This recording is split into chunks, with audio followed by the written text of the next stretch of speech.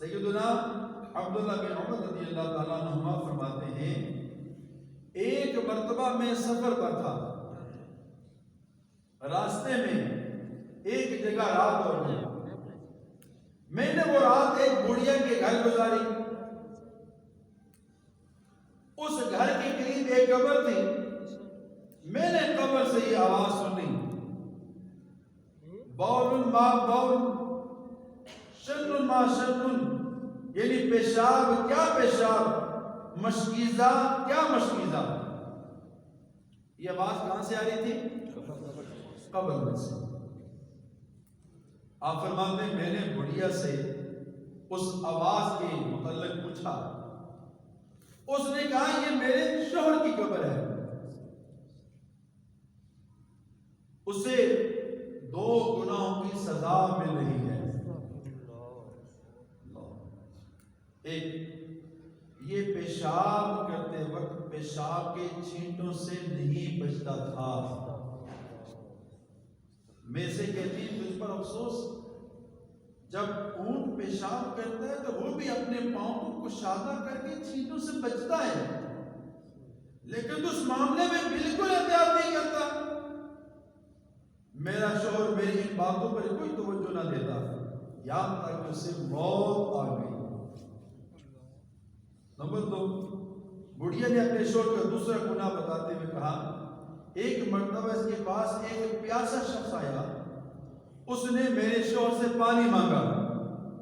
میرے شوہر نے بیچارے پیاسے شخص کو پریشان کرنے کے لیے خالی مشکیزے کی طرف اشارہ کرتے ہوئے کہا جاؤ اس مشکیزے سے پانی پی لو۔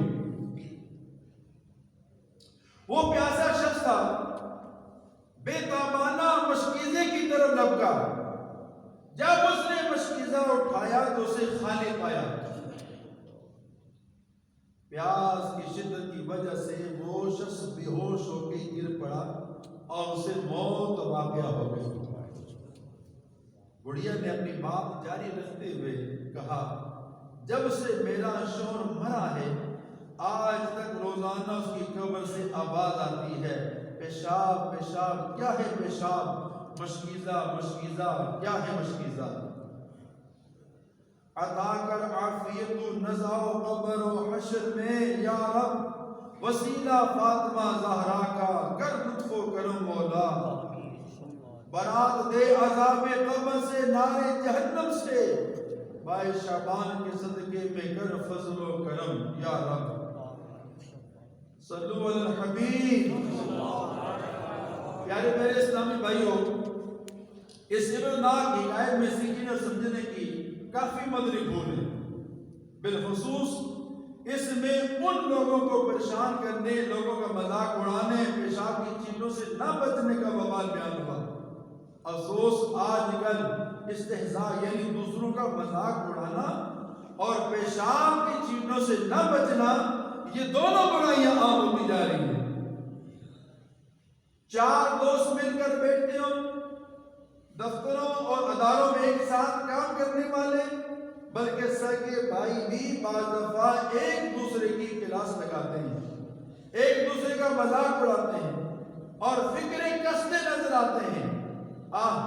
کافر معاشروں کی اندھا دھند پیروی کے سبب لوگ دین سے اس قدر دور ہوتے جا رہے ہیں کہ اب مسلمان کہلانے والے بھی اپنے فون کے نام پہ جھوٹ اور مذاق و مسخری، دل آزاری وغیرہ کا باقاعدہ تہوار مناتے اور ایک دوسرے کی عزت نفس کی دھجیاں اڑاتے نظر آتے ہیں۔ یاد رکھیے اپریل فول ہو یا کوئی بھی موقع، مسلمان کی عزت نفس کو پامال کرنا، مذاق اڑا کے دل آزاری کرنا حرام اور جہنم میں لے جانے والا کام ہے۔ اللہ پاک ہم سب کو ایسی گندی عادات سے محفوظ رکھے۔ اسی طرح پیشاب کی چینٹوں سے نہ بچنے کا معاملہ بھی ہے۔ غیر مؤذن لوگ گلیوں میں دیواروں کے سامنے پیشاب کرتے ہیں، اس بے شرمی والے کام میں جا اور بہت ساری برائیاں ہیں، وہیں پیشاب کی چینٹوں سے خود کو بچانا بھی بہت دشوار ہوتا ہے۔ عموماً ایسا کرنے والے خود کو ناپاک چیزوں سے بچانے کا لحاظ بھی کر نہیں پاتے۔ بعض دفعہ واش روم میں میں بیٹھنے کی سیٹ کم گیری لگائی جاتی ہے۔ اس صورت میں بھی خصوصاً پاؤں کو ناپاک چیزوں سے بچانا دشوار ہوتا ہے۔ جو ناپاکی کے احکام نہیں جانتے یا جو نماز کے عادی نہیں ہیں، ان کی عموماً ان جانب توجہ بھی نہیں جاتی۔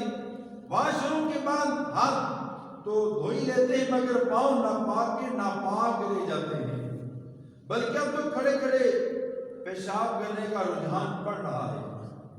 بالخصوص ایئرپورٹ اور دیگر مقامات پر کھڑے ہو کر پیشاب کرنے کا مخصوص انتظام ہوتا ہے۔ اس صورت میں بھی بدن اور کپڑوں کو پیشاب کی ناپاک چیزوں سے بچانا سخت دشوار کام ہے۔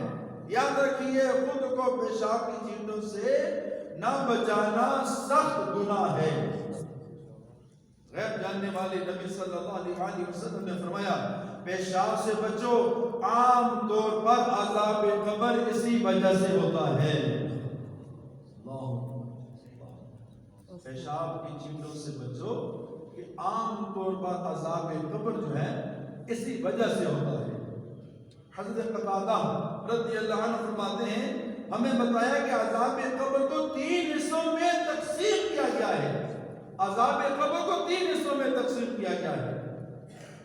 1/3 عذاب غیبت کی وجہ سے ہوتا ہے، 1/3 عذاب چغلی کی وجہ سے ہوتا ہے، 1/3 عذاب پیشاب کی چیزوں سے خود کو نہ بچانے کی وجہ سے ہوتا ہے۔ عذاب قبر، علمان والحفیظ، علمان والحفیظ، ہے کسی کی سکت، طاقت، ہمت کہ وہ عذاب قبر کو برداشت کر سکے؟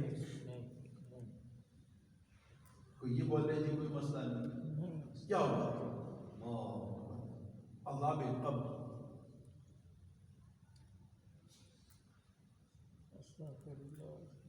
عذاب قبر 3 حصوں میں تقسیم کیا گیا۔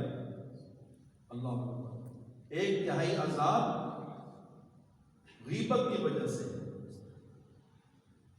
1/3 عذاب چغلی کی وجہ سے، چغل خوری کرنے کی وجہ سے، دوسرے مسلمانوں کی چغلیاں لگانے کی وجہ سے، اور 1/3 عذاب بندے کو پیشاب کی چیزوں سے نہ بچنے کی وجہ سے ہوگا۔ پورے کے پورے قبر کے عذاب کو 3 حصوں میں تقسیم کیا گیا ہے۔ اللہ ان تینوں گناہوں خطاؤں سے ہم سب کو محفوظ رکھے۔ اگر کبھی زندگی میں ہوا ہے، اللہ تعالیٰ معاف فرماتا ہے۔ آج کے سنت بھرے اجتماع میں دیکھیں نا، کتنی بڑی بات ہے میٹھے اسلامی بھائی۔ اب دیکھیں، یہ ہم نے ہو سکتا ہے یہ حدیث پہلے بھی سنی ہو، لیکن بھول جاتے ہیں نا۔ ہم سنتے ہیں، بھول جاتے ہیں، دنیاوی کام کاج میں، مصروفیات میں اس قدر کھو جاتے ہیں۔ بعض باتوں کو ٹینشن پریشانی ایسی آتی ہے کہ ہمیں بعض مرتبہ احادیث بھول جاتی ہیں، فلاں گناہ پہ کون سا عذاب ہے بھول جاتے ہیں۔ لیکن ماشاءاللہ دعوت اسلامی کے سنو تو بڑے افراد اجتماع میں ریگولر آنے والے اسلامی بھائی نہیں بھولتے، الحمدللہ ان کو یاد رہتا ہے۔